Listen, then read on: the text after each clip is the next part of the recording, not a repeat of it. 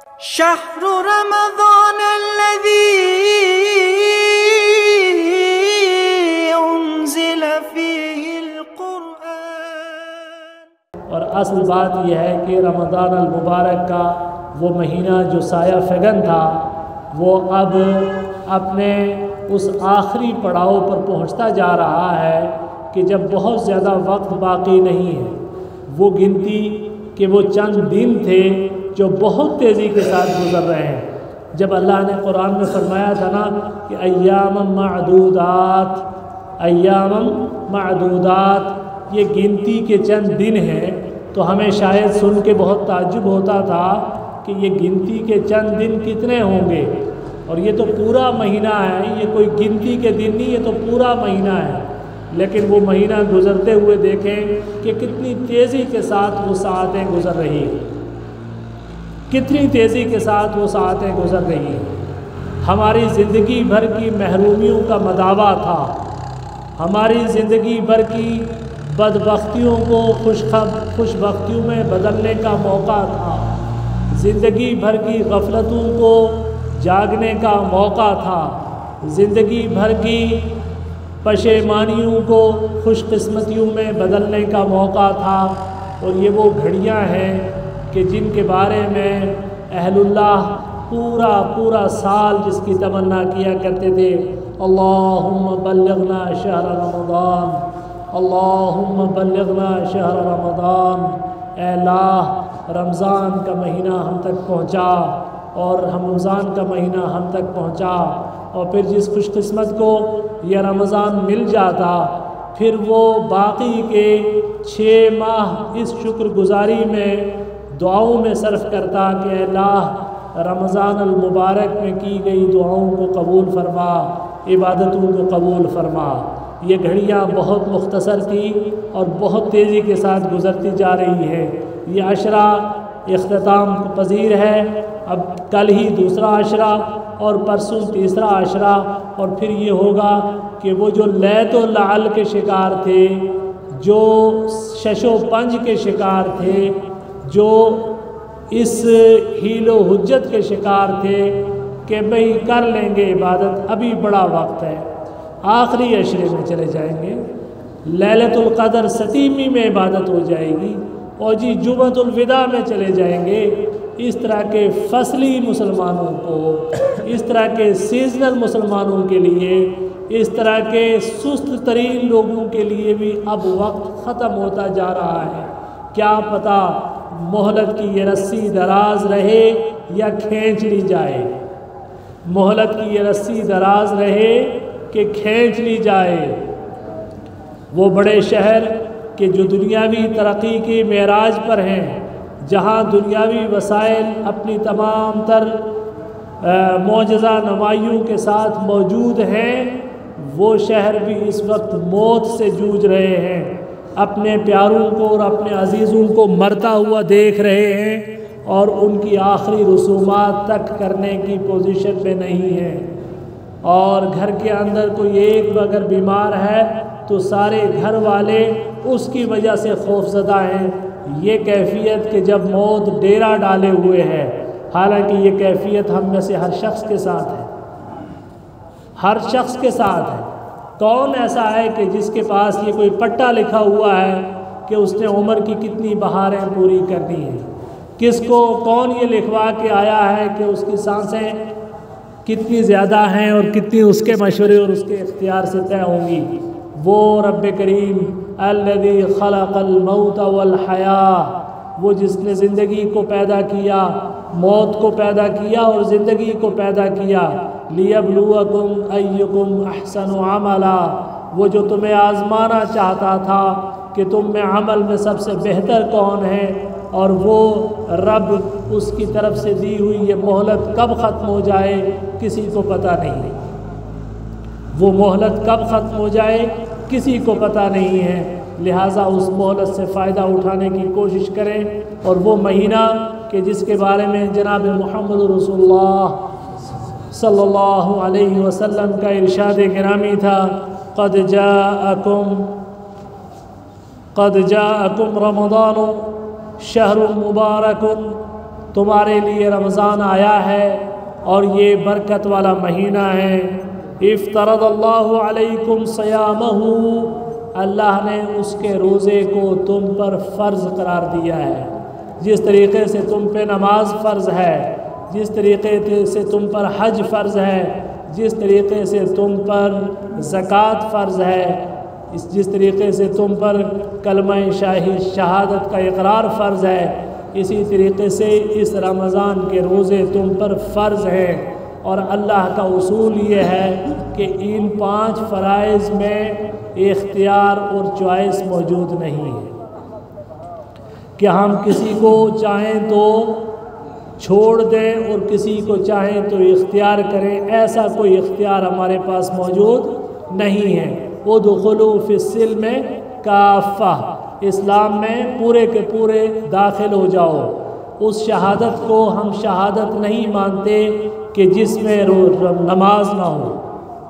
اس شہادت اللہ الہ الا اللہ و اشہد ان محمد رسول اللہ کو ہم شہادت نہیں مانتے کہ جس میں نماز نہ ہو، اور اس نماز کو ہم نماز نہیں مانتے کہ جس کے ساتھ روزے کو رمضان کے مہینے میں بجا نہ لایا گیا ہو، اور وہ رمضان بھی رمضان نہیں ہے کہ جس نے زکوٰۃ صاحب نصاب ہونے کے باوجود ادا نہ کی ہو، اور وہ زکوٰۃ بھی قابل قبول نہیں ہے کہ صاحب حیثیت اور راستے کی سہولت ہونے کے باوجود اگر کوئی حج نہ کرے۔ یہ 5 ارکان اسلام ایک دوسرے کے ساتھ مربوط اور متصل ہیں۔ اس میں سے ایک رکن کا انکاری 5 کے 5 ارکان کا منکر ہوتا ہے۔ یہ بات عقیدے کی ہے اور معلومات دین کی ہے، اسے ذہن میں رکھیے گا کہ ادخلوا فی السلم کافہ، دین میں اسلام میں پورے کے پورے داخل ہو۔ کوئی اگر فصلی مسلمان ہے، کوئی سیزنل مسلمان ہے، کوئی سال کے سال کا مسلمان ہے، کوئی رمضانی مسلمان ہے، کوئی جمعۃ الوداع والا مسلمان ہے، یا کوئی عید اور شب برات کا مسلمان ہے، وہ جان رکھے کہ اللہ فرماتا ہے کہ ادخلوا فی السلم کافۃ، اور امت کے سب سے بڑے صحابی اور سب سے بڑے مسلمان سیدنا ابو بکر صدیق رضی اللہ تعالیٰ عنہ فرمایا کرتے تھے کہ واللہ لأقاتلن من فرق بین الصلاۃ والزکاۃ، اللہ کی قسم میں اس شخص کے ساتھ ایسے ہی قتال اور جہاد اور جنگ کروں گا کہ جو زکوٰۃ میں اور نماز میں فرق کرے گا۔ نماز تو پڑھتا ہوگا، زکوٰۃ کا منکر ہوگا، زکوٰۃ تو دیتا ہوگا، نماز کا منکر ہوگا۔ ایسے شخص کے ساتھ میں جنگ کروں گا جیسے کفار کے ساتھ جنگ کرتے ہیں، اس لیے کہ رسول کریم صلی اللہ علیہ وسلم نے فرمایا تھا فَإِنْ فَعَلُوا ذَلِكَ عَصَمُوا مِنِّي دِمَاءَهُمْ وَأَمْوَالَهُمْ، اگر 5 ان ارکان اسلام پر جو عمل پیرا ہے تو پھر اس نے اپنی جان کو ہم سے بچا لیا، وگرنہ اس کے خلاف تو جہاد بھی کیا جا سکتا ہے۔ لہٰذا افترض اللہ صیامہ، اللہ تعالیٰ نے تم پر اس کے روزوں کو فرض قرار دیا ہے، اور یہ فرض اور نفل کا فرق ہمیشہ ذہن میں رکھا کریں۔ رمضان المبارک میں ہم بہت شوق کے ساتھ تراویح پڑھتے ہیں اور فرض نمازوں کے سلسلے میں بہت بے احتیاطی کرتے ہیں۔ سلف میں سے کسی نے کہا تھا کہ اللہ کی قسم ظہر کی نماز پڑھتے ہوئے دھوپ کی وجہ سے تمہاری پیشانی سے گرنے والا جو پسینہ ہے وہ تراویح کی نماز کے دوران تمہاری آنکھوں سے نکلنے والے آنسو سے افضل ہے۔ ظہر کی نماز میں دھوپ کی شدت کی وجہ سے تمہاری پیشانی سے گرنے والا پسینہ تراویح کی نماز میں رقت کی بنیاد پر، خوشی اور خضوع کی بنیاد پر آنکھوں سے نکلنے والے تمہارے آنسو سے افضل ہے۔ یہ فرق ہے فرض میں اور نفل میں، یہ بھی ذہن میں رکھیے گا کہ فرض کا اپنا مقام ہے، نفل کا اپنا مقام ہے۔ تو فرض کو اس کا مقام دیتے ہوئے فرمایا کہ افترض اللہ علیکم صیامہ، اس کے روزے کو اللہ نے تم پر فرض قرار دیا ہے۔ تفتح فیہ ابواب الجنہ، جنت کے دروازے اس میں تمہارے لیے کھول دیے جاتے ہیں، اسے تیار کیا جاتا ہے، اسے سجایا جاتا ہے، اسے تمہارے لیے مزین کیا جاتا ہے۔ وَتُغْلَقُ فِيهِ أَبْوَابُ الْجَحِيمِ، اور اللہ کے غضب کا وہ مظہر، اللہ کے غصے کا وہ اظہار، اللہ کی ناراضگی کا وہ اظہار، وہ جہنم، وہ دھونکانا اس کو اور اس کا الاؤ ڈالنا اس میں، اس کو بند کر دیا جاتا ہے اور اسے مقفل کر دیا جاتا ہے، جو اللہ تعالیٰ کی طرف سے اس رحمت کا ابدی اظہار ہوتا ہے کہ وَرَحْمَتِي وَسِعَتْ كُلَّ شَيْءٍ وَرَحْمَتِي سَبَقَتْ غَضَبِي، میری رحمت میرے غصے پر بھاری ہے، اور آج میں نے اپنے رحمت کے سارے دروازے کھول دیے، اور آج میں نے اپنی ناراضگی کے اس مظہر کو بھی تمہارے لیے اس ایک مہینے میں بند کر دیا ہے۔ اور فرمایا وَتُغَلُّ فِيهِ الشَّيَاطِينَ، اور وہ سرکش قسم کے شیاطین بھی جکڑ دیے جاتے ہیں، اور وہ ان کا جکڑ دیا جانا تمہارے لیے گویا اب عذر کے اختتام کا اعلان ہوتا ہے کہ کوئی یہ کہتا ہو کہ صاحب نماز تو پڑھنا چاہتے ہیں، نیکیاں تو کرنا چاہتے ہیں، لیکن شیطان غالب آ جاتا ہے۔ اللہ نے فرمایا اللہ بھی شیطان کو غالب کرنے کا سلسلہ بھی بند، شیطان کو غالب کرنے کا سلسلہ بھی بند۔ اور ایک بات اور بتا دوں، یہاں ایک بہت باریک نکتہ بھی ہے، اور وہ جو سال بھر اپنی بدعمالیوں کو شیطان کے کھاتے میں ڈالتے ہیں نا، ان کو اس ایک مہینے میں یہ بات بھی اور یہ حقیقت بھی یاد دلا دی گئی کہ اب دیکھ لو کہ تمہارے کاموں میں تمہارا کتنا حصہ اور شیطان کا کتنا حصہ ہے۔ تھانے اگر آباد ہیں تمہارے کیسوں کی وجہ سے، کچہریاں اسی طریقے سے سجی ہیں اگر تمہارے جھگڑوں کی وجہ سے، اور مسجدیں اسی طریقے سے ویران ہیں اگر تمہاری حاضری سے، اور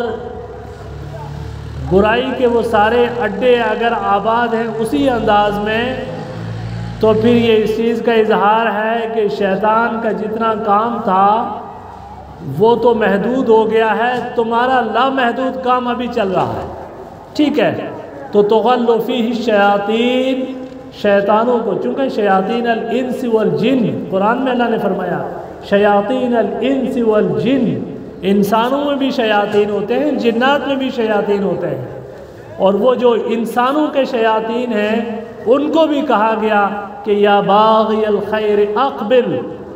اے اچھائی چاہنے والے آگے بڑھ، وَيَا بَاغِيَ الشَّرِّ أَدْبِرْ، اے ہمیشہ برائی کی طرف ہمیشہ قدم بڑھانے والے پیچھے ہٹ جا، دیکھ رب کی رحمت جوش میں ہے، دیکھ رحمتوں کا اور مسرتوں کا مہینہ ہے، دیکھ عبادتوں کا سیزن ہے، دیکھ رب آسمان دنیا پر اپنی غفران اور بخششوں کی نوید لیے جلوہ افروز ہے، آج تو بدبخت پیچھے ہٹ جا، آج تو سمجھ جا، آج تو بدبختی سے پیچھے ہٹ جا، یا باغی الخیر اقبل یا باغی الشر ادبر۔ تو شیطان جو آج اس مہینے کے اندر جو سرکش قسم کے شیاطین ہیں وہ جکڑ دیے جاتے ہیں۔ فیہ لیلۃ خیر من الف شہر، اور اس ماہ میں ایک رات ہے کہ جو 1000 مہینے سے بھی زیادہ افضل ہے۔ 1000 مہینے کتنے بنتے ہیں؟ 87 سال 86 سال کے قریب بنتے ہیں۔ پچھلی امتوں کی عمریں بہت بڑی، کئی 100 سال ان کی عمریں اور ان کی عبادتیں، اور امت محمدیہ علی صاحبہا افضل الصلوات وازکی التسلیم، اس امت کو اس خیر سے کیوں محروم رکھا جاتا؟ تو اسے ہر سال میں ایک ایسی رات دے دی گئی کہ جس کی عبادت 1000 مہینے کے برابر، اور پھر اس کے بعد فرمایا من حرم خیرہا فقد حرم، یا دوسری روایت میں فقد حرم الخیر کلہ، کہ جو اس رات کی عبادت سے محروم ہو گیا وہ ہر طرح کی خیر سے محروم ہو گیا۔ دنیا کی محرومیاں اور دنیا کی کامیابیاں، دنیا کی کامرانیاں اور دنیا کی فلاح و بہبود، اس کے ہمارے پیمانے، آپ کے پیمانے، لیکن رب کا پیمانہ کیا ہے کہ تو دنیا کا سب سے بڑا مالدار ترین انسان ہو، تو دنیا کا سب سے بڑا صنعت کار ہو، تو دنیا کا سب سے مقتدر انسان ہو، تیرے پاس دنیا کی ہر چیز موجود ہو، ساری نعمتوں سے تو مالا مال ہو، لیکن اگر تیری زندگی میں کوئی ایک ایسی رات نہیں کہ جس رات میں تو کچھ رب اپنے سے مناجات کر کے کچھ اس سے کچھ آنسوں سے کچھ اپنے گناہوں کو دھل سکے، اس کی رحمتوں کو پکار سکے، تو پھر یہ سمجھ لیں کہ تجھ سے زیادہ محروم کوئی نہیں ہے۔ اور یہ وہ محرومی ہے کہ جس پر مہر ثبت کر دی ہے رحمت للعالمین نے۔ ہم محمد رسول اللہ صلی اللہ علیہ وسلم کے رحمت للعالمین ہونے کا عقیدہ رکھتے ہیں،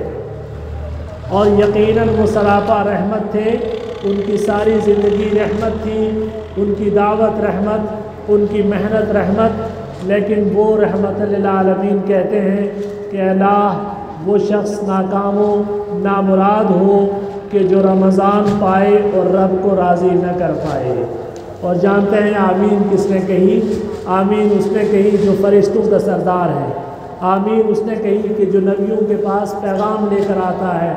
آمین اس نے کہی کہ جس کے سامنے اللہ کا نبی بیٹھ کے رمضان میں 2 بار قرآن سناتا تھا۔ اس جبریل نے کہا آمین، اے نبی آپ نے دعا کی، میں کہتا ہوں کہ آمین وہ شخص ناکام و نامراد ہو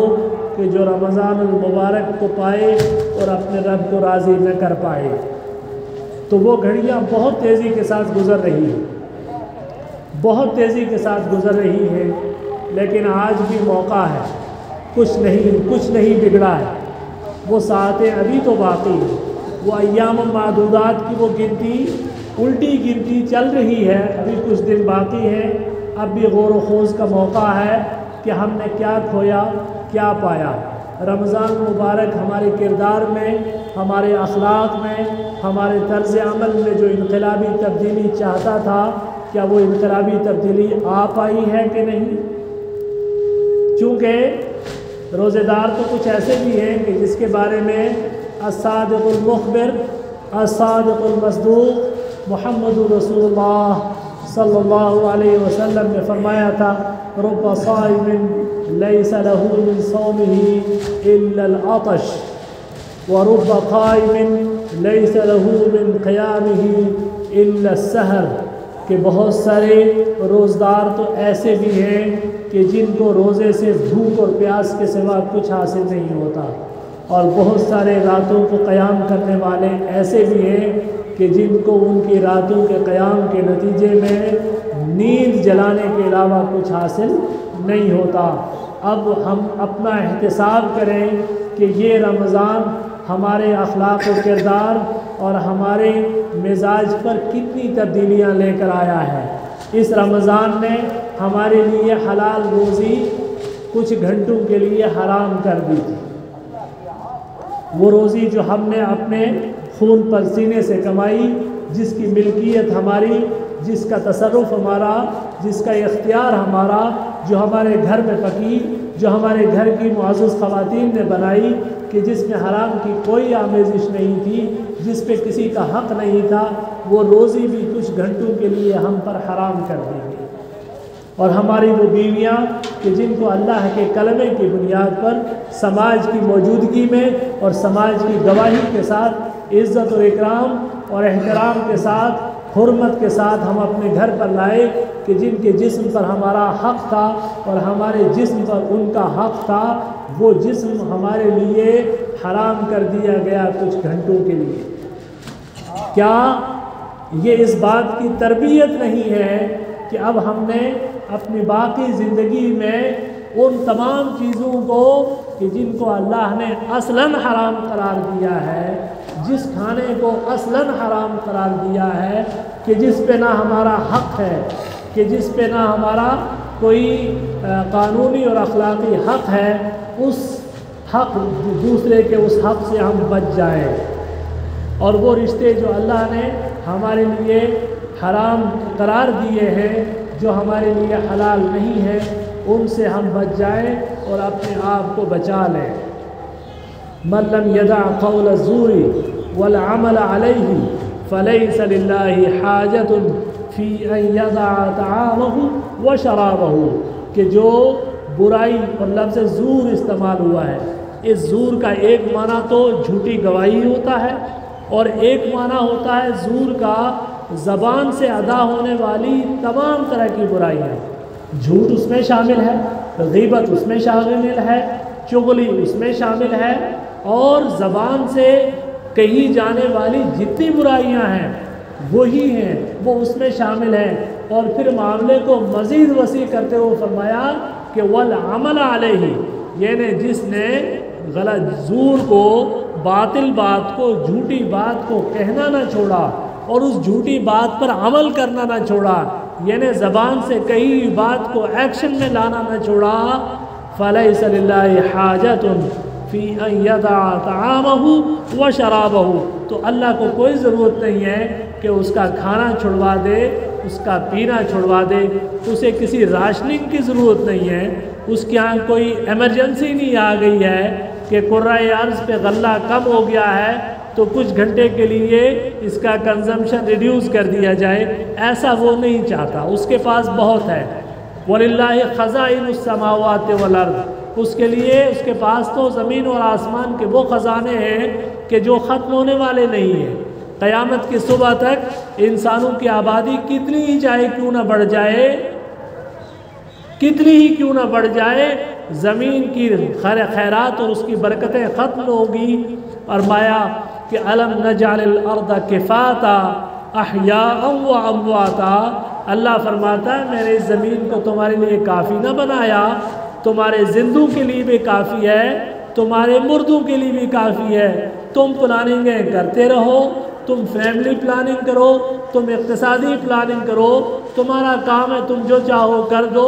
لیکن ہماری پلاننگ یہ کہتی ہے کہ أَلَمْ نَجْعَلِ الْأَرْضَ كِفَاتًا أَحْيَاءً وَأَمْوَاتًا، ہم نے زمین کو کیا کافی نہ بنایا تھا تمہارے زندوں کے لیے بھی اور تمہارے مردوں کے لیے بھی؟ تم سارے مر جاؤ، تمہیں 2 گز زمین مل جائے گی دفن کرنے کے لیے، ہاں تمہارے دل تنگ نہیں ہونے چاہیے، تمہارے دل تنگ نہیں ہونے چاہیے۔ تو اللہ کو کسی جو ہے راشننگ کی ضرورت نہیں ہے کہ وہ ہمیں بھوکا رکھے، نہ پانی کے خزانوں میں کوئی کمی ہے، وہ تو اس بھوک کے ذریعے، وہ اس پیاس کے ذریعے تمہاری ہی اصلاح کرنا چاہتا ہے۔ اس نے تمہارے لیے قربانی فرض کی تو فرمایا لَن يَنَالَ اللَّهَ لُحُومُهَا وَلَا دِمَاؤُهَا وَلَكِنْ يَنَالُهُ التَّقْوَىٰ مِنْكُمْ، تمہیں اللہ تعالیٰ کی طرف تمہارا بھیجا ہوا نہ تو گوشت پہنچتا ہے، نہ تمہارے جانور کا خون پہنچتا ہے، تم زمین پر رکھ کر اور اپنے سامنے اس درخت اس جانور کو ذبح کر دیتے ہو اور اس کے بعد وہ سارا کا سارا کھا جاتے ہو یا کھلا دیتے ہو، ہمیں کیا پہنچا؟ ہمیں کچھ نہیں پہنچتا۔ وَلَكِنْ يَنَالُهُ التَّقْوَىٰ مِنْكُمْ، تمہارا تقوی ہم تک پہنچتا ہے اور ہم چاہتے ہیں کہ وہ ہم تک پہنچے اور تمہاری اصلاح ہو۔ لَعَلَّكُمْ تَتَّقُونَ، روزہ بھی ہم نے تمہیں اس لیے رکھوایا کہ لَعَلَّكُمْ تَتَّقُونَ، تمہاری تقوی کی، پرہیزگاری کی مشق ہو جائے، تمہاری تربیت ہو جائے اور تم ایک بہتر انسانی سماج میں ایک بہتر انسان کے طور پر بسنے لگ جاؤ۔ یہ دھرتی جو اللہ نے بہت خوبصورت بنائی تھی، اس کو ظلم سے نہ بھرو، اس کو گناہوں سے نہ بھرو، اس کو ناانصافیوں سے نہ بھرو، اس زمین کو رب کے سجدوں سے آباد کرو، رب کے سجدوں سے آباد کرو، اور یہاں پر انصاف کا بول بالا ہو اور اچھائیوں کا بول بالا ہو۔ رب تو یہ چاہتا ہے تمہاری قربانی، تمہارا روزہ، تمہاری نماز اور تمہاری یہ ساری چیزیں صرف اسی لیے تھی۔ نماز بھی اسی لیے فرمایا تھا کہ اگر ان الصلاۃ تنہی عن الفحشاء والمنکر، یہ نماز بھی تمہیں برائیوں اور بے حیائیوں سے بچا کے رکھتی ہے، اور فرمایا کہ جس کو اس کی نماز نے اس کو برائیوں سے نہ بچایا فلا صلاۃ لہ، پھر اس کی نماز ہی نہیں ہے۔ بھائیوں، خواب غفلت سے بیدار ہو جائیں، خواب غفلت سے بیدار ہو جائیں اور غلط فہمیوں کو درست کر لیں۔ ہم بہت غلط فہمیوں سے ہیں۔ اللہ نے بھی قرآن میں فرمایا تھا نا، انسانوں کو کہا تھا کہ ما غرک بربک الکریم، اے انسان تجھے تیرے اس مہربان رب کے سلسلے میں کس نے دھوکے میں ڈال رکھا ہے؟ ہمارا رب کے سلسلے میں تصور ناقص، ہمارا رب کے سلسلے میں تصور ناقص۔ وہ رب السماوات والارض، الہ واحد، 99 نام اور اسماء رکھنے والا، اور اس کائنات کے ایک ایک ذرے کی تمام مادی اور روحانی ضروریات اکیلے تنے تنہا بنا کسی شریک اور بنا کسی سہیم کے پورے کرنے والا رب، اس کے بارے میں ہم غلط فہمی کے شکار۔ ما غرک بربک الکریم۔ اور محمد رسول اللہ صلی اللہ علیہ وسلم کے نبی، امام، مقتدا، پیشوا، دینی اور دنیاوی زندگی کے قائد اور رہنما ہونے کے سلسلے میں ہم غلط فہمی کے شکار، نماز کے سلسلے میں ہم غلط فہمی کے شکار، روزے کے سلسلے میں ہم غلط فہمی کے شکار، زکوٰۃ و حج کے سلسلے میں ہم غلط فہمی کے شکار۔ مکمل طور سے غفلت کی نظر ہے ہماری یہ ساری زندگی، اور آج جگانے کے لیے یہ رمضان آیا ہے اور اس کی گھڑیاں بہت کم ہیں۔ اور میں صرف اس کا احساس دلانے کے لیے ایک بات کہہ کے بات ختم کروں گا کہ امام ابن رجب حنبلی رحمۃ اللہ علیہ فرماتے ہیں کہ ان غایت امنیت الموتى فی قبورہم حیات ساعۃ یستدرکون فیہا ما فاتہم من توبۃ وعمل صالح، کہ قبروں کے اندر جو مردے ہیں اگر ان سے پوچھا جائے کہ تمہاری سب سے بڑی خواہش کیا ہے، تو ان کی اکیلی خواہش ہوگی کہ اے اللہ ایک بار رمضان کی گھڑیاں دوبارہ دے دیں، چونکہ ان کی نگاہیں کھل چکی ہوں گی نا، اور نگاہوں کے کھلنے کا سلسلہ ہماری روح کے قبض ہونے سے پہلے ہی ہو جاتا ہے۔ جب فرشتہ آ جاتا ہے نا روح قبض کرنے والا، اور وہ رحمت کا فرشتہ ہے تو اور غضب کا فرشتہ ہے تو اس پر نظر پڑتے ہی وہ سارے پردے چاک ہو جاتے ہیں، وہ سارے حیل و حجت، وہ ساری نسبتیں، وہ ساری برادریاں،